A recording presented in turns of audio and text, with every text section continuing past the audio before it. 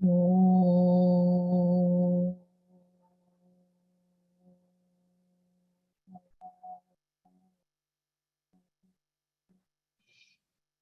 Om.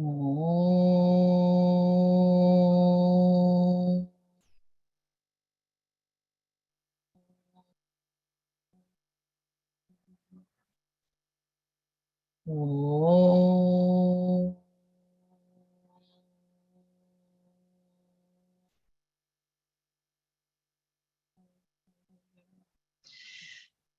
Om Brahmanandam Paramasukadam Kevalam Jnanamurtim Dvandvatitam Gagana Sadrisham Tattvamatsyaadilaksham Ekam Nityam Vimalam Achalam Sarvadhi Sakshibhutam Bhavatitam Trigunarahitam Sadgurum Tam Namami.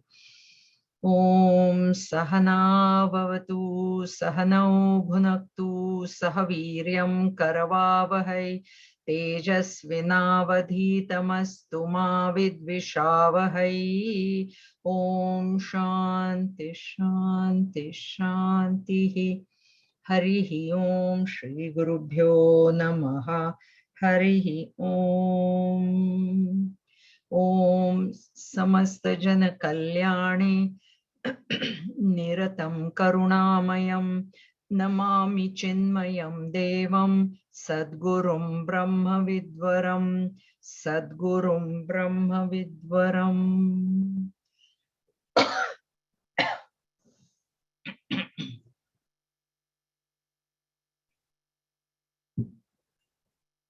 Hari Om, everybody. So last week we started with verse 17 of the 5th chapter, which is a detailed scheme of sadhana or self-effort for us, which Bhagavan has given. And what he's saying is Tad Buddhaya. This is how a realized master is, but for us it has to be a practice. So when the intellect considers the pure consciousness to be the most important thing, then what happens is then that mind comes to abide in that, because the intellect is constantly thinking of the pure consciousness or Brahman or God or Ishvara, whatever it is. Ishta Devata also is fine.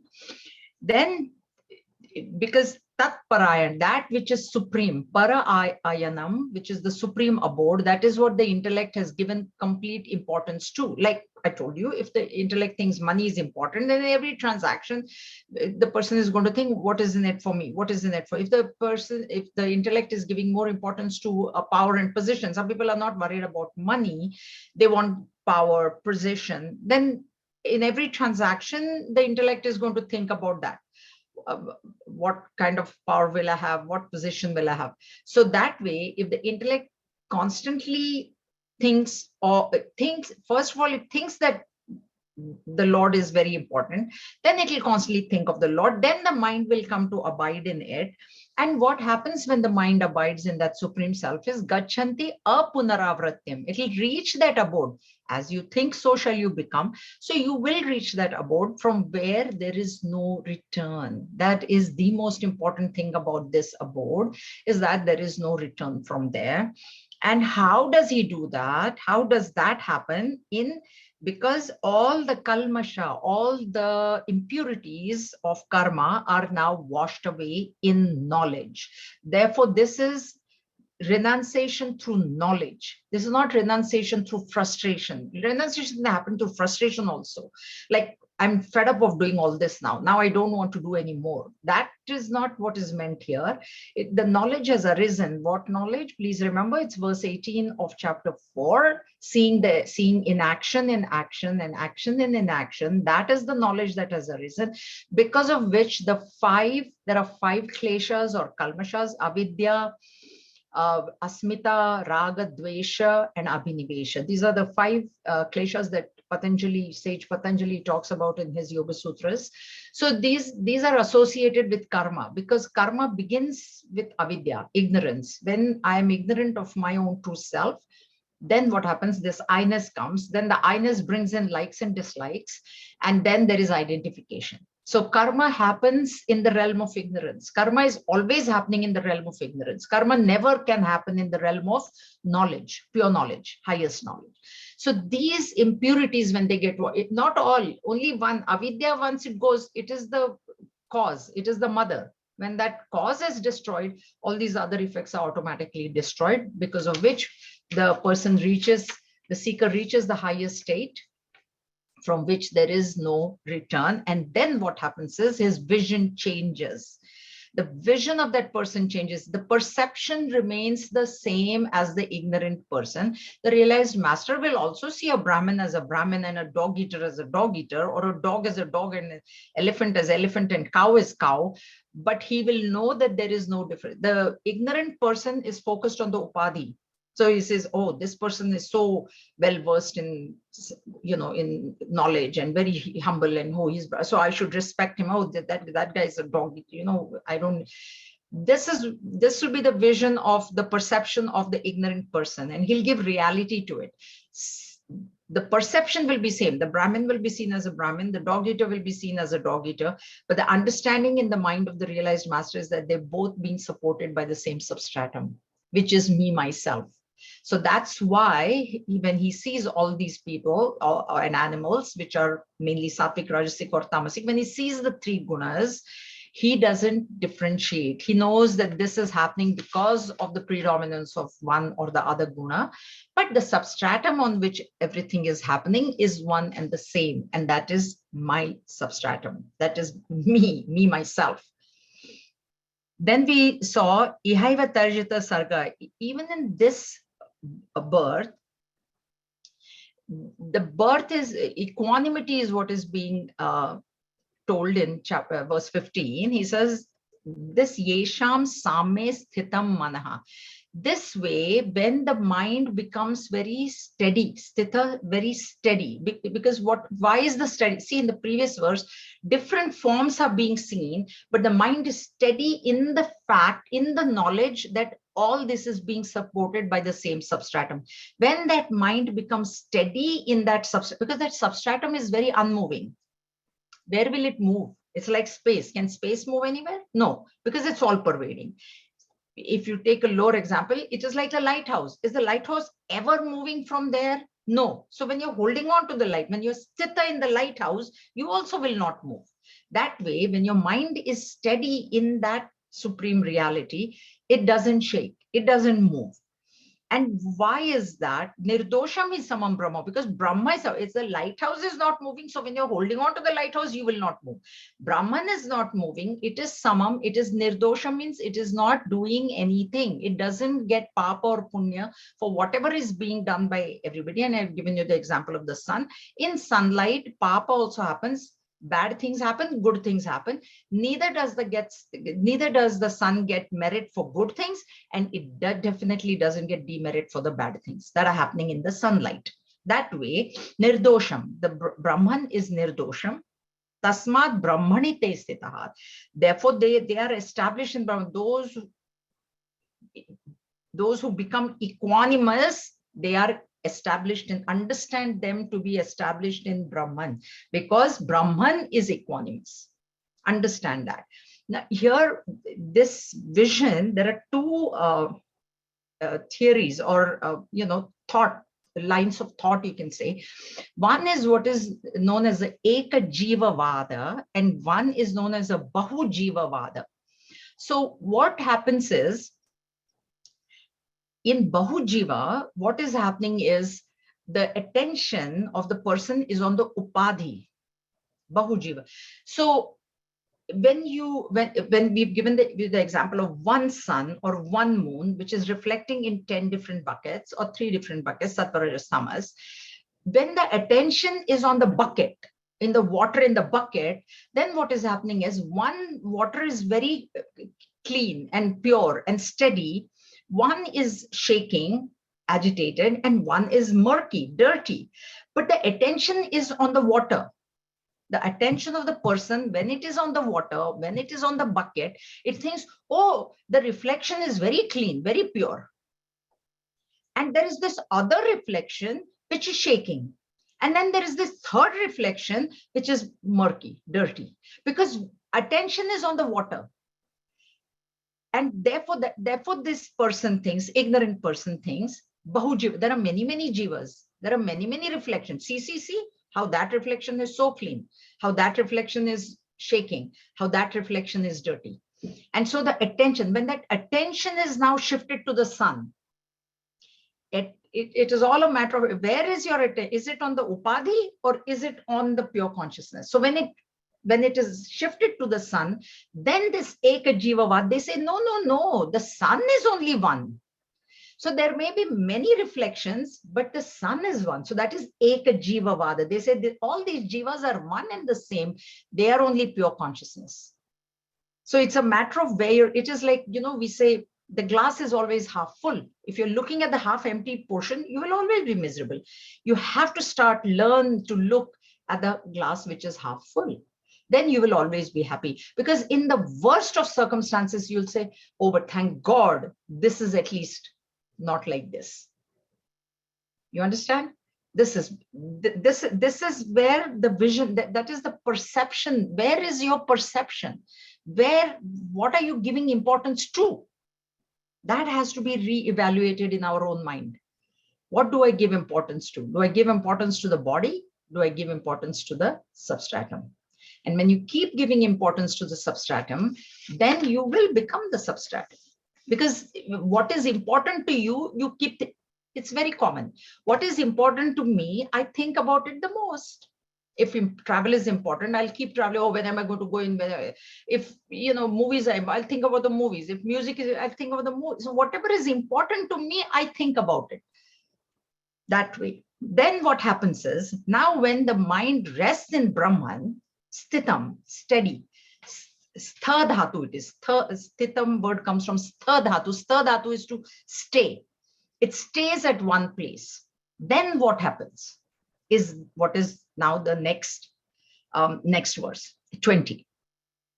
Na pravrashet priyam prapya, no dvijet prapya cha priyam, sthira buddhi sammudaha, brahmavid brahmani sthitaha.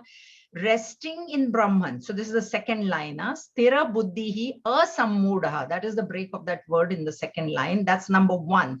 Resting in Brahman with steady intellect and undiluted. Asammudaha. That is number two, undiluted. The knower of Brahman. Number three, Brahmavit. Neither rejoiceth on obtaining. That is number five. Brahmani sthita is steady in Brahman. Na pravrashet priyam. Priyam, what I like. So on obtaining what is pleasant, nor grieveth on obtaining what is unpleasant. So what is the result of that mind getting steady in Brahman? What happens externally is things come. I gave you the story of the letter. Letters are coming every single day to us. Situations are coming, objects are coming, people are coming. In our case, these are the three things only that are happening. Either the situation is whatever it is, weather or whatever, or some person is there which irritates us or whom we really like, or then there is an object. When things of our liking come, because he is set in that Brahman, he has become now samam, he has become equanimous, this person. So whatever things of like that come to me, he doesn't get overly excited. This is what was told in Sukha-dukhe Samekratva. And now science is saying that there's this dopamine in the brain, which, science is also telling us this. So this is what is happening through Vedanta. It's like when the mind gets settled in Brahman, it doesn't shake. It doesn't shake. I've always told you that in Vedanta, even when I am happy and I'm excited about happiness, it is considered as an agitation as per Vedanta. See, we think agitation means only sorrow. In sorrow, then I'm very sad and agitated. But Vedanta says even in happiness, when you're jumping up and down, that is an agitation as well. Because the mind has moved. The mind has moved. The mind should not be moving at all. And the only way that the mind will not move here or there or anywhere is when it is sthitaha. It stays in Brahman. It holds on to the lighthouse. Then there's no chance of moving. Okay, this is what is sthira buddhi asammudha. Now he's not deluded anymore.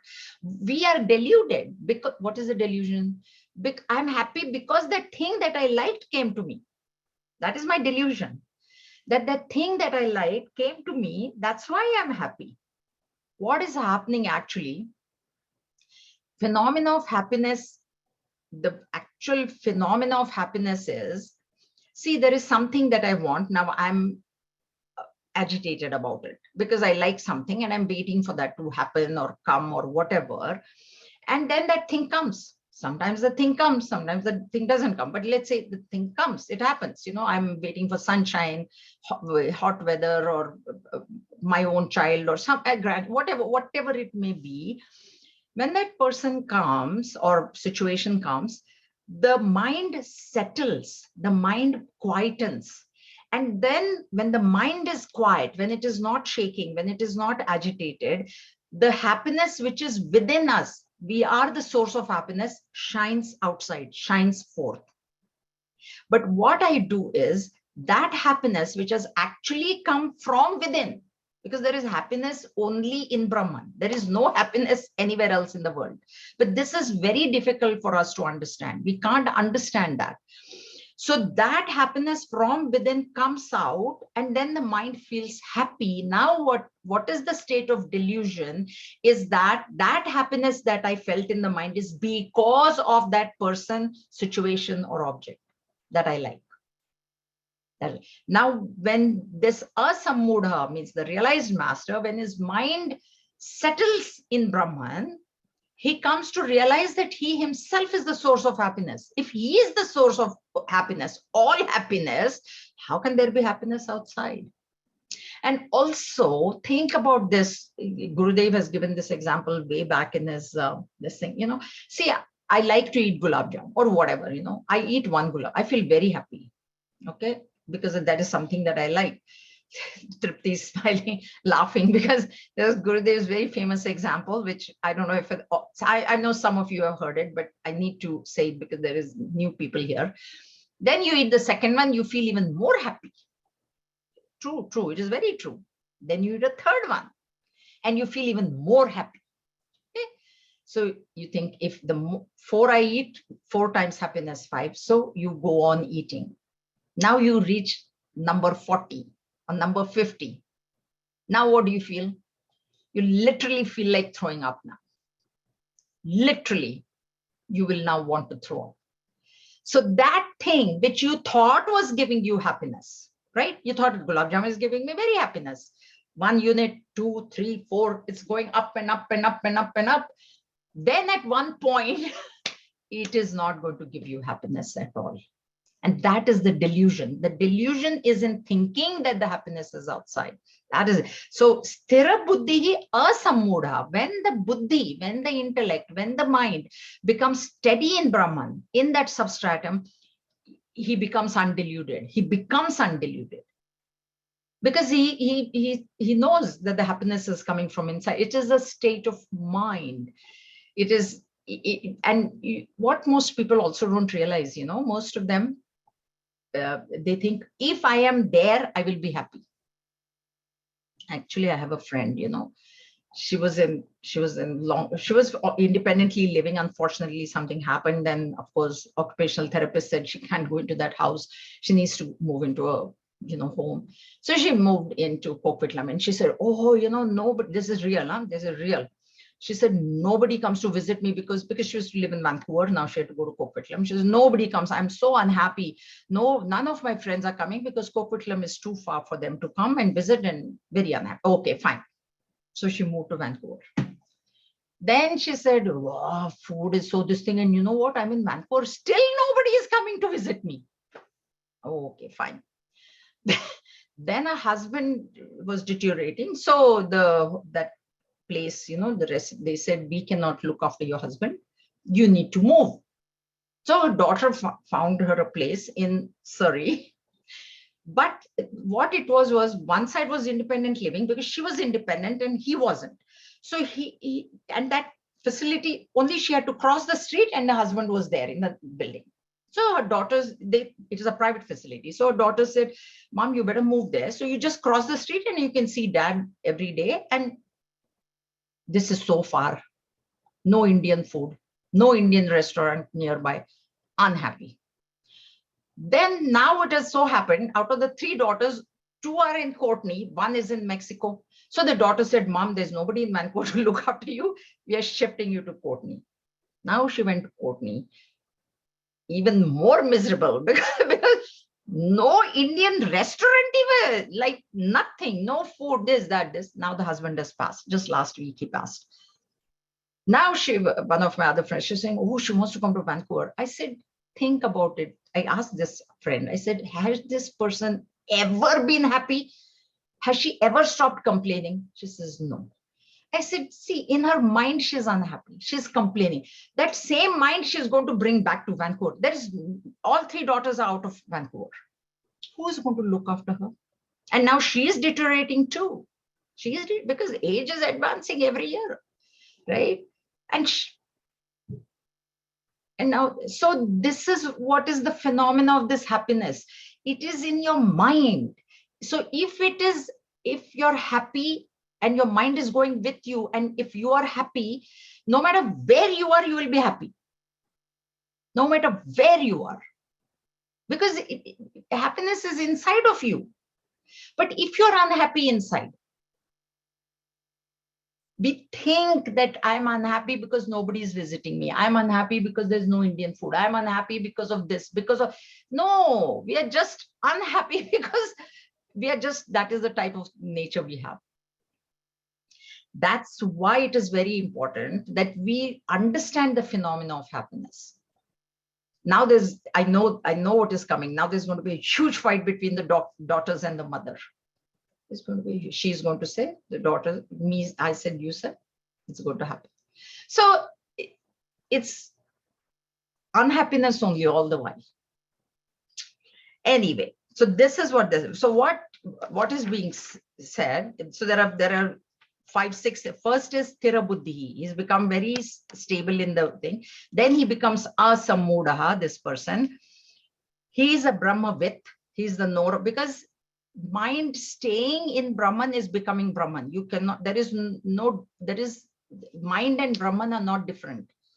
So mind staying in Brahman, we do say it, but it means that it Brahmavit. Brahmani sthitaha, in Brahman it will stay always. And then what will happen is, whenever something that this person likes comes, he doesn't get too excited. Whenever something that he doesn't like comes, he doesn't get depressed or dejected. Now, moreover, what else is happening? Bahyasparshe svasaktatma vindatyatmani yat sukham sabrahma yoga yuktatma sukhamakshayam ashnute. With the self unattached to external contacts, he finds happiness in the self. With the self engaged in the meditation of Brahman, he attains endless happiness. Bahya sparsheshu asaktatma. That is the break of that first word. So bahya sparsha, bahya external. Sparsha is physical meaning of sparsha is touch, but what we mean is contact with external objects. That is what is bahya sparsha mean. And when this person whose mind is now resting in Brahman and is not getting overly excited about things that he likes and overly dejected about things that he doesn't like, then he becomes asaktatma. Asaktatma, unattached, detached, dispassionate towards the contacts in the external world. Bahya sparsha, contact in the external world, no matter what type of contact it is, there are only two types of contacts. Either I like or I dislike. That's it. That's it. There's nothing third kind. Neutral is when you don't care about anything, but like or dislike, he doesn't get excited. He doesn't get. And because Vindati Atmani Yat Sukham. Why Vindati? He has come to know that happiness is inside of him. It is not outside. Once you come to know that happiness is not there, only then you can become dispassionate. What is dispassionate? What is withdrawal? He becomes withdrawn. See, this withdrawal, people sometimes misunderstand that Vedanta says, oh, shouldn't we be enjoying life? Isn't life meant for enjoying? That way? And how can you enjoy without objects, persons, situations? People cannot understand the concept of being happy when you're alone. How can you be happy when you're alone? Then you're lonely. It's not like that. It's not like that. You can be alone and you can be happy alone. If you have recognized that happiness is within you, it is a state of your own mind, you will be. So because he becomes asaktatma, means the mind is now not running after any objects or running away also from objects that are not liked. Both is there. Both has to stop, running towards and running away. And that is what is meant by asaktatma. Okay. Now, this person has also stopped running and stopped giving, recognized who he actually is. Right? He has recognized himself to be the substratum.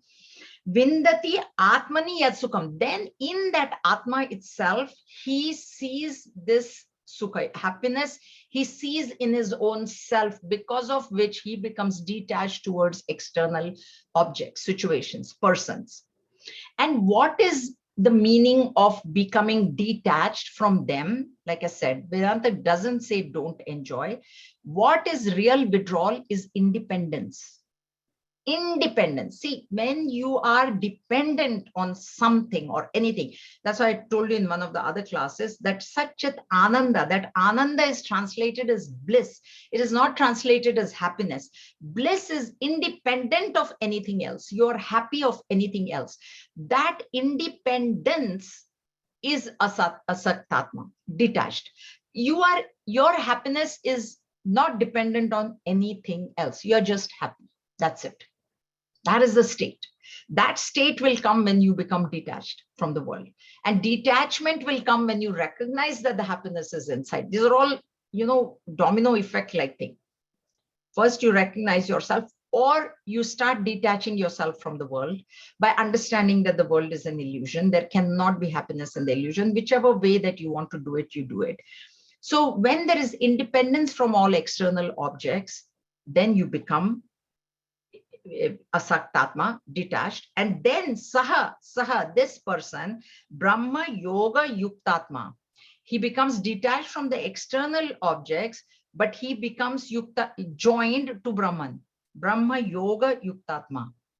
So he becomes a yoga yuj, to join. So he joins with Brahman because now he's detached. That is what Bhagavan said, that if you want to get me, you need to get away from all the external objects. Now, getting away from the external objects doesn't have to be physical. That is what is to be known.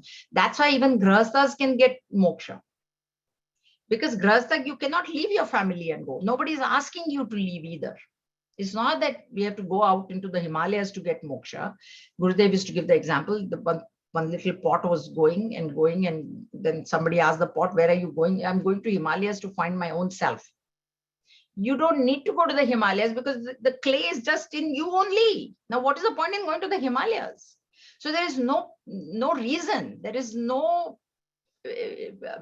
cause to leave the house, but you need to remain in the house, but you need to remain detached. You need to remain independent.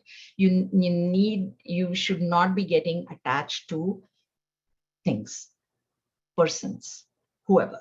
Okay. So that independence, while living in the house, you have to be independent. In your own house, you live. With family, you live. But don't depend on them. Don't depend on the house. That is what is withdrawal. Such a person, he becomes Brahma Yoga Yuktatma. He becomes joined to Brahman. And then he gets Sukham Akshayam Ashnute. This Akshaya word is very important. Endless bliss.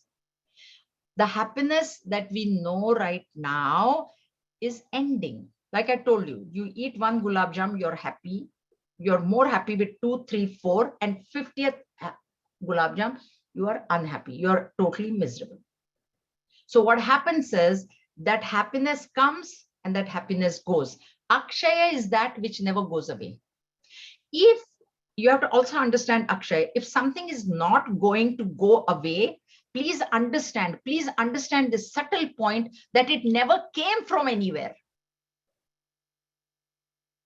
If there is no death, if there is no end, there cannot be a beginning, because whatever has begun has to end, has to end. It doesn't matter what it is, whether it is the body that is born, whether it is happiness that is born. So happiness is born out of, that's why I've also given you the example. Nobody would have had garage sale if that happiness was not ending.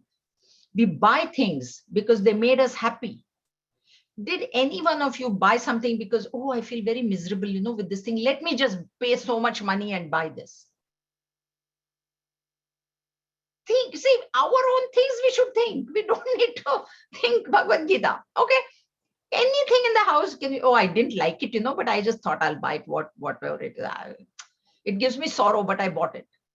Has anybody said that? Has anybody said? But then after, not maybe Gurudev said 3 days, but okay, 3 years, 4 years, 6 years, 5, 7 years, 8 years. Don't you say, oh my God, why did so many things in my own house? I didn't even remember when I bought, why I bought, what did I do? When did I even use it last? I couldn't remember. So it became very easy for me to get rid of things. So why are you doing that then? That's why that sukha is not akshaya. It has come at a particular point. It will go it will go. Maybe for some few months, some few years, some whatever. Some will keep on hoarding till they go. Then the children are literally going to throw it away. They're not even, I'm telling you, it's better if you want to give some things, you better give it when you're alive. At least you have the pleasure, and at least that, oh, thank you, I can use this. Children will throw it in the garbage. Literally. They're not even going to bother. Somebody might make use of this, whatever. So there's no point hoarding. Think about your own, I'm talking to people who have moved into condos. I was just talking this morning, and she said, I'm very happy in my condo. No, but 2 people have said, I'm very happy. Another person also said, she said, I'm so happy I got rid of all these things, and now I'm just in a condo and I'm very happy. So the less things you have, that means more you are on your own, you're happy. You come to realize that your happiness is not because of that. And that is Akshay. This Akshay happiness is that bliss from Brahman, and it is endless because it was beginningless. Because Brahman is beginningless. So it has not begun. It was always there, but that was veiled by our mind, the mind was very, very extroverted. And that's why this Akshay Sukha has been veiled, as though veiled. And we would get the glimpses of this Akshay Sukha when something which I like came, the little bit of this Akshay Sukha came out, then the mind became very happy. Then that thing went away. I attributed my happiness to that thing. When that thing went away, again I became sad. Isn't that our experience? This is what Sukham Akshayam Ashnute he gains that Akshaya Sukha. That is what we are looking for. We are looking for permanent happiness, but we are not getting it, and still we don't realize that.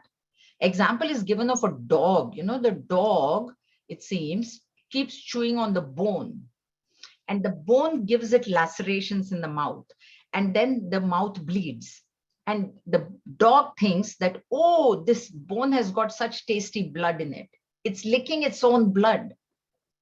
And this is what the dog thinks. That's what we are doing too. So this is what, so with the self unattached to external contacts, unattached, independent, okay? He finds happiness in the self. And that happiness then is Akshaya. It never ends. That happiness is an happiness which is not experienced through the mind.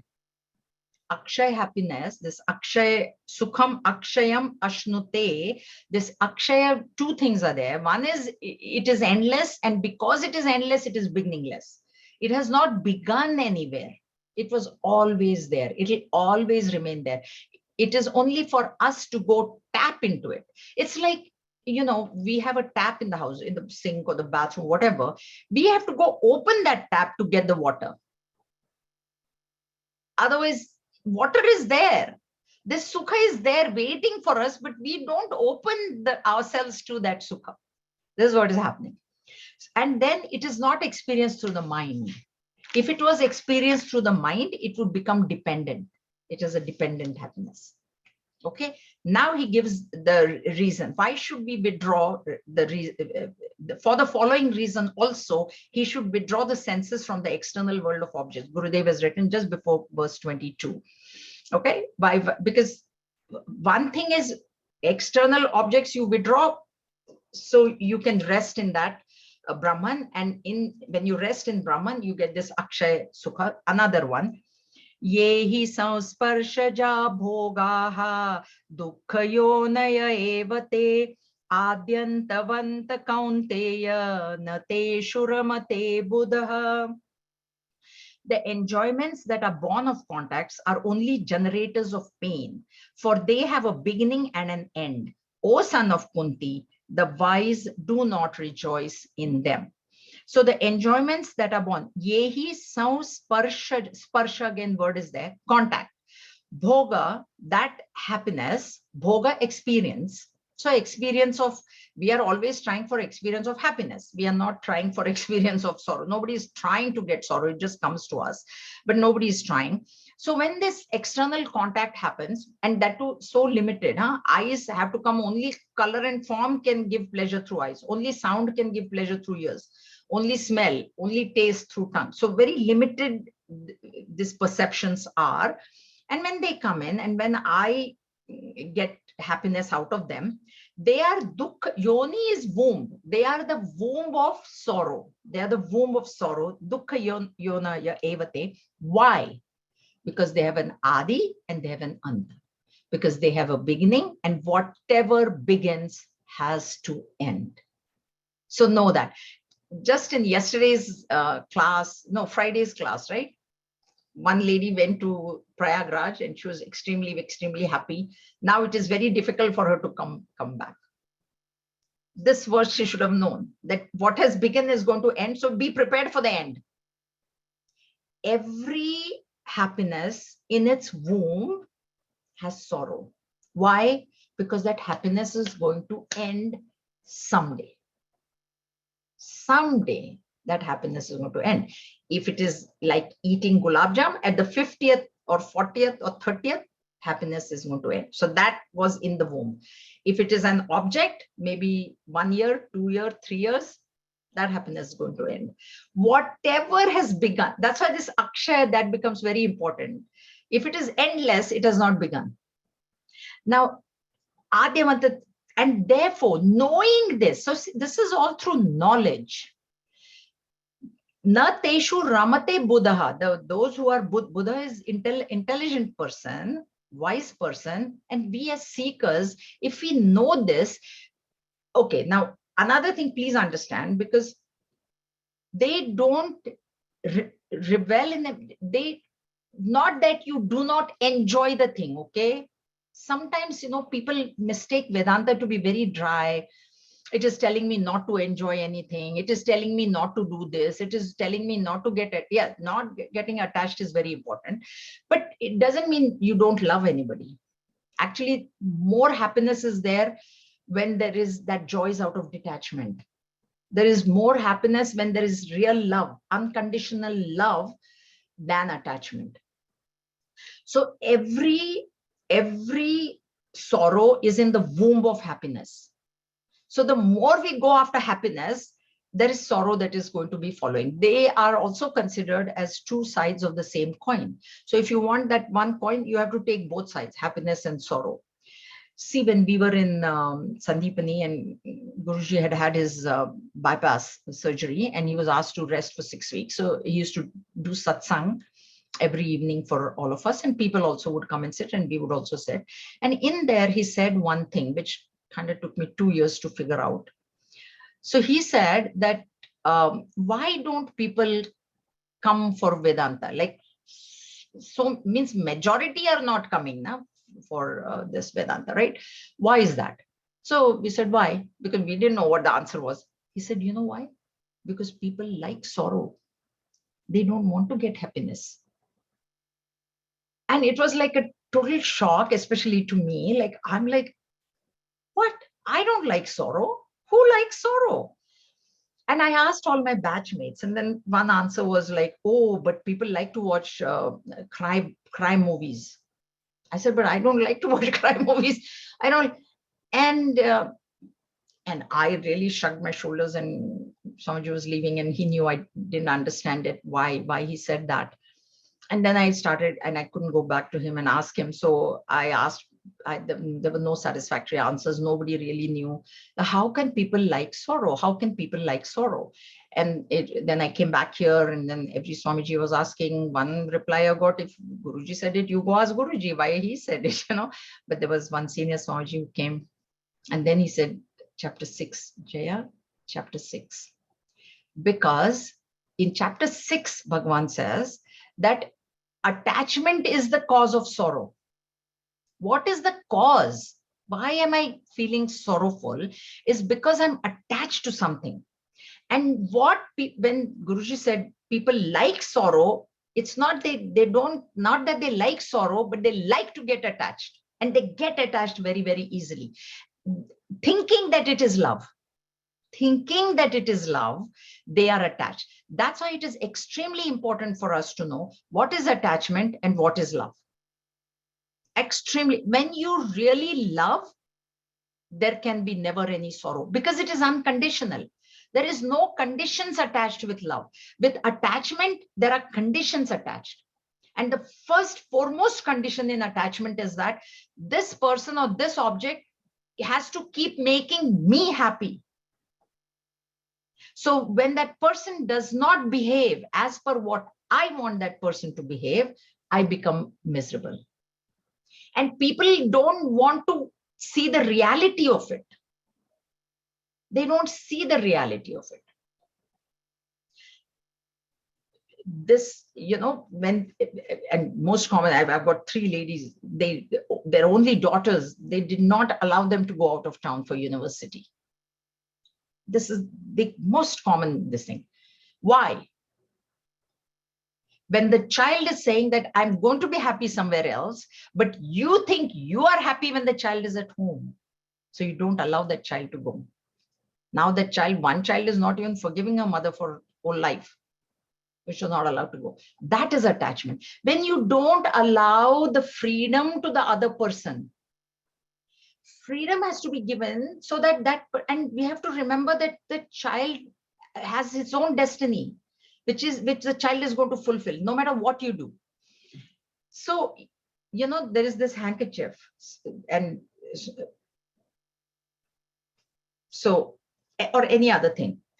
Love is like holding this like this. Okay. So when you're holding it like this handkerchief has the choice to go anywhere because it's not being held. And attachment is this. Now what I'm doing is I'm holding this. I cannot let go because I'm attached, and I'm not giving freedom to that handkerchief to go anywhere either. And handkerchief is not the person. When I hold on to that person like this,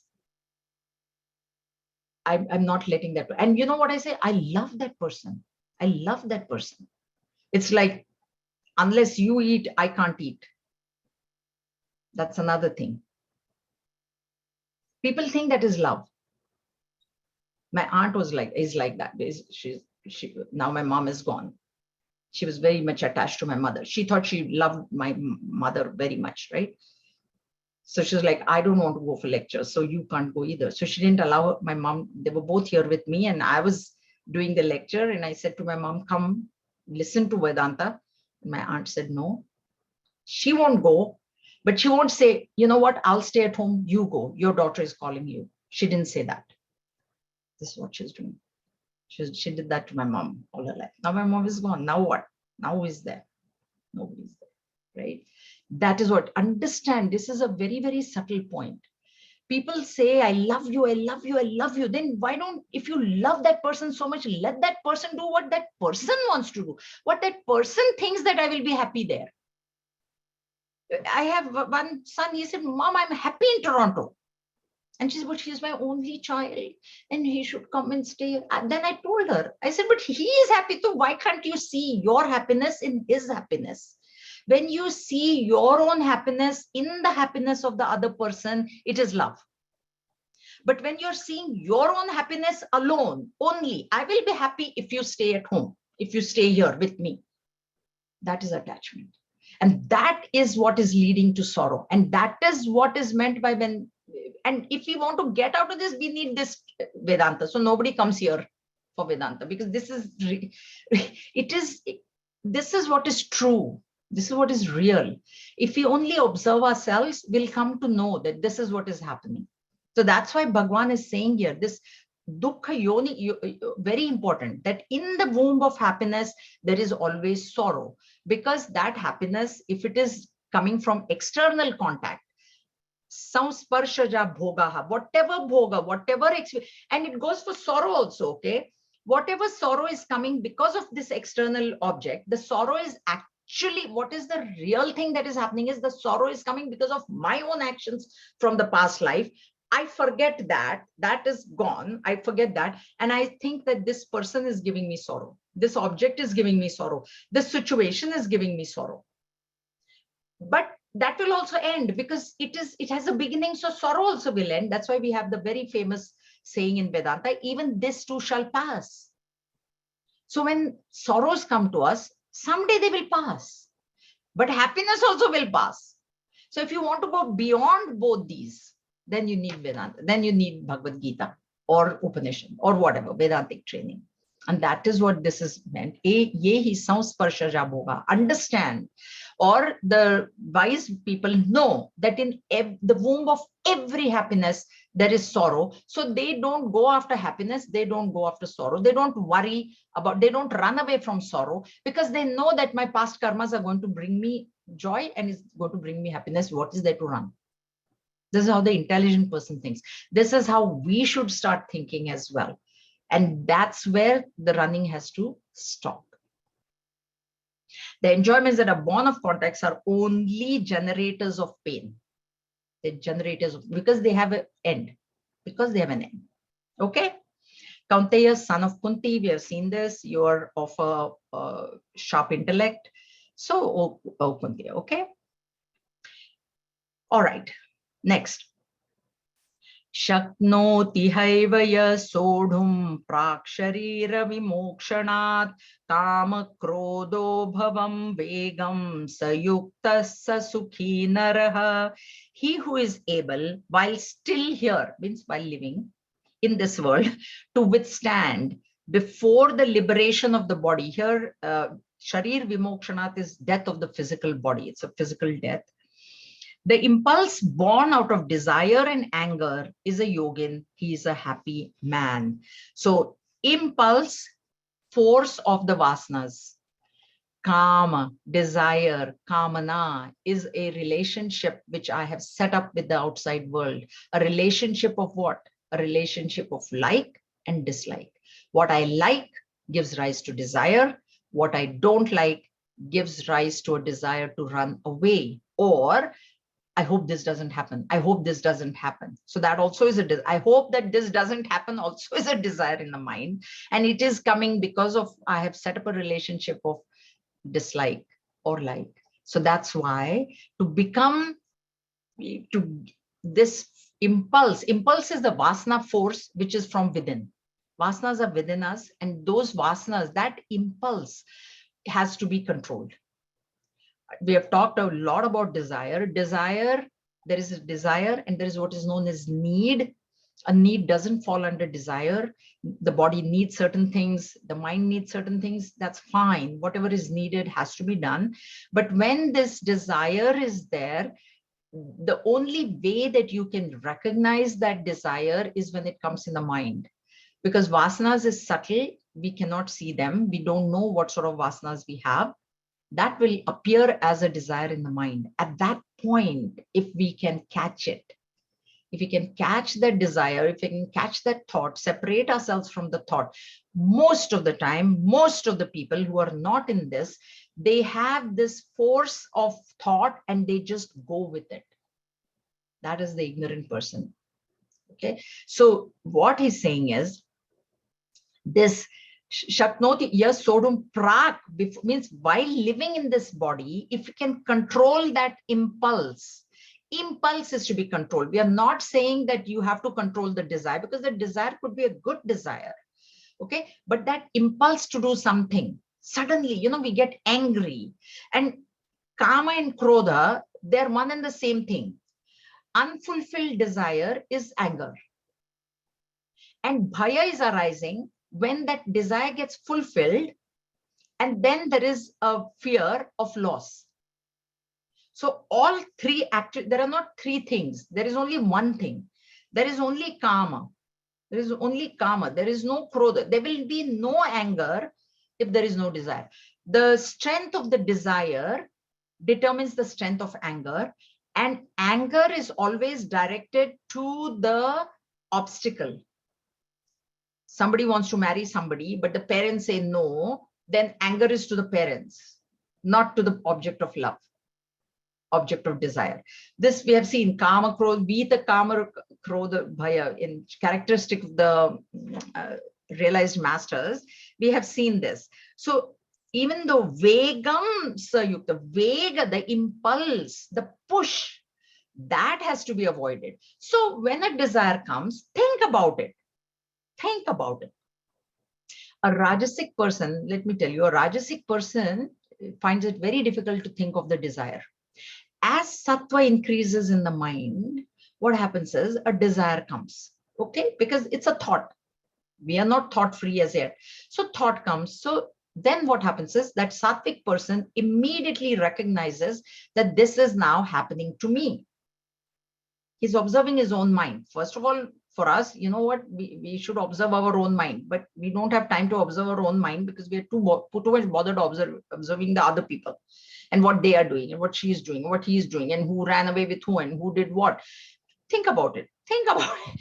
Who everybody is bothered about somebody else, but what about your own mind?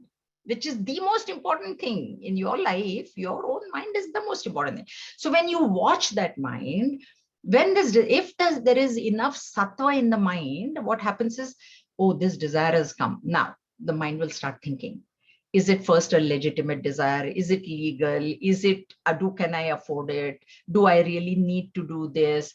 Do I really need this thing, that thing, And then either you dissolve it or you go ahead and do it. Like you have desire for something.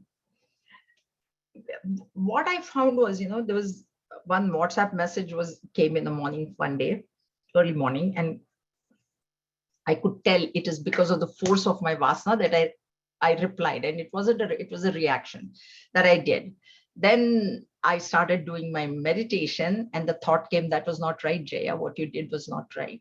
And I was very happy because now I've learned how to delete my own messages. Like you put a message and then you delete it. So recently only I didn't know how people will say this message is, I used to get that, this message would delete this. How do they do that? Then one friend told me, this is how you do it, Jaya, because like I told you, technologically, I'm challenged. So I thought, no, that's not right. What I did. See, this is what happens because there is that surge of gunas, right? So at that point, there was a surge of rajas. And, I was kind of like not very happy with what was written. So I reacted. And then I said, no, but if in a sattvic mode, that is not the case. So I went and I just deleted the message and then I just changed it. So I had the time. Luckily, I had the time because it was early morning and that person would not even have been awake at that time or looking at her phone.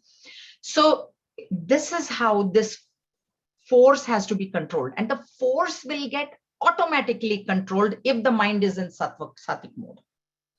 Rajas is difficult to control. Rajas is very difficult to control. So when there is strong rajasic tendencies, that push will be greater and greater and greater. So now that we know this, we can try and observe our mind. This is what Bhagavan is saying. Yukta sa, that nara is nari also. That human being is the one who is happy, who can control the force of that desire. Please remember, vegam, word vegam, that is to be correct. And only desire, because desire is what is creating anger, and desire itself is creating bhaya, fear. Fulfilled desire is fear, and unfulfilled desire is anger. Okay. Any questions? We will talk about this verse a little bit more next time, and then we'll proceed. All clear? It's only 29 verses, I believe. So we are coming very close, and I will send out, or unless all of you want to just pick verses that you like. Yes. Jayaji, I just wanted to, because you were talking about this push of the thing. I remember in one of the conversations with my mom and Gurudev, he explained this in such a way that it is for you to recognize that you are standing on the banks of a river. Let the thoughts flow like a river. Just let it flow like a river, and you watch your thoughts. And then you do what is the correct thing that you recognize as like some good desires, right? But even if they don't work out, don't worry, they are going to pass. So, don't get agitated, because somebody in that group asked Gurudev, this is about the camp in Gurudev. Yeah. That, I mean, it's so difficult to control these desires that they come in your mind, and how do you control and what happens? And, sometimes you see workers in the mission, like they are so agitated. Oh, Gurudev is going to come. We must finish this work. We must do this. So somebody asked, this is like too much. Why is that person doing like this? Tension. And so this is what he said. Don't worry, it will pass. Just sit and watch. I remember so well that sometimes I feel, whoa, what? I mean, and it is not like Gurudev was like just sitting and not doing anything. He was most active. Yeah. And what you said about Vedanta being dry, you can see these in Gurudev, he enjoyed every minute. Yeah. He used to love just enjoying even flower blooming. In Sidbari, he that Samudrafal sort of like he had brought it from US, or somebody has gifted it. That tree bloomed after so many years. And he was like in ecstasy, like it was like he was watching, like morning, evening, he'll go down near the tree and he'll watch during the time, saying this flower is so beautiful, this flower is so.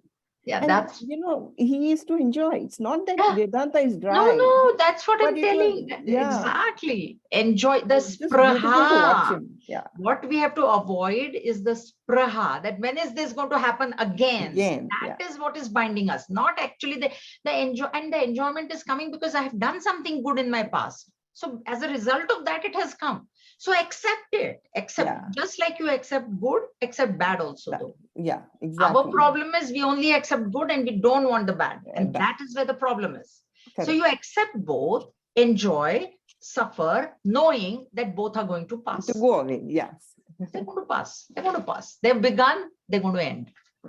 Begun, they're going to end. Maybe sometimes more time. Yeah. Less time. Can you hold on to the river's water? Hold on, and it will not pass. It's going to go away. It's just going to pass. So let it pass. Yeah. So that is the thing. That is what it is. Yeah, I just remember the way you explained. I remember that thought. Yeah. That's why people who have been with Gurudev, every moment was a learning process. With him. And we learned, even with Swamiji's, we stayed that Gulab Jamun episode, I heard it from his own thing, Which one? Because this Gulab Jamun.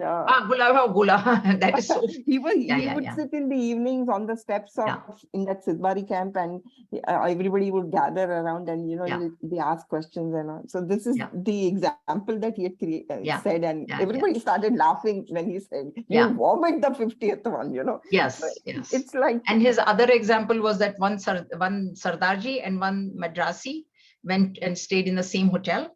And the Madrasi ordered for coffee in the morning, and the Punjabi ordered a lassi in the morning. But the waiter made a mistake. He took the lassi to the Madrasi and the coffee to the Punjabi, and both got irritated.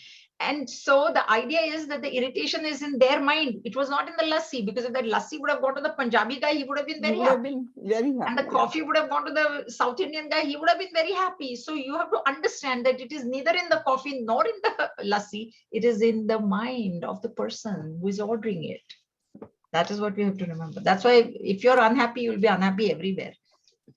So anyway, let's close. We shall meet next Sunday. It is not, yeah, the long weekend is not until April. So next is 26th. So we'll meet next Sunday. Om swasti prajabhya paripalayantam nyayena margena mahim mahishaha go brahmanebhya shubhamastu nityam loka samasta sukhino bhavantu kale varshatu parjanyaha prithvisasya shalini desho yam shobharahita brahmana santu nirbhayaha. Om sarvesham swasti bhavatu sarvesham shantir bhavatu sarvesham purnam bhavatu sarvesham mangalam bhavatu sarve bhavantu sukhinah sarve santu niramayaha sarve bhadrani pushyantu ma kaschid dukkha bhag bhavet. Om asato ma sadgamaya tamaso ma jyotirgamaya mrityorma amritam gamaya. Om purnamadav purnamidam purnat purnamudachyate purnasya purnamadaya purnameva avashishyate. Om shanti shanti shanti. Harihi Om Shri Gurubhyo Namaha. Harihi Om.